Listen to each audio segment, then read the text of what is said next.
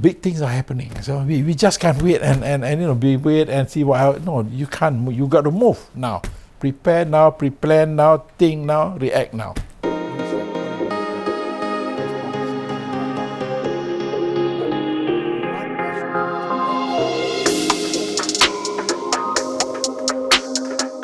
When you assume that position as a chairman, and where are we taking Aipa to?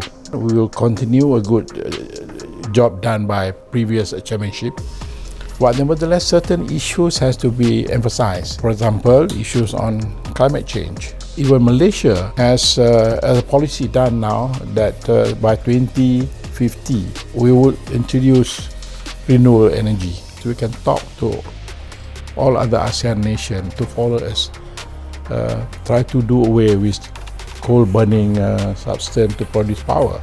And then we can share if we have excess energy. For example, Malaysia can be a power broker, and we can be a powerhouse that can be shared with Philippines, Singapore, Indonesia, especially Indonesia. Since they are moving from Jakarta to Nusantara, and they need a lot of energy.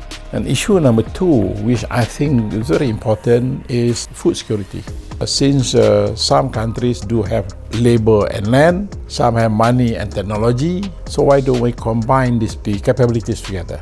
And we can sit down and talk about it. Suddenly when you have COVID and suddenly we are caught unprepared. So if we have a stockpile, probably the price will not increase dramatically, but we can share this among member countries.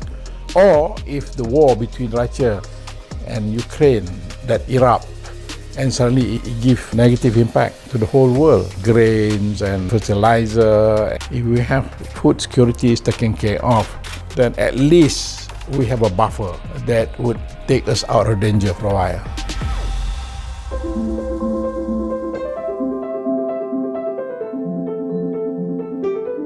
As the world was saying that 19th century is a English century, then the 20th is American, now 21st is Asian. China is going to be dominant soon. Then how do we ASEAN, the 670 million people in ASEAN, take advantage of that situation?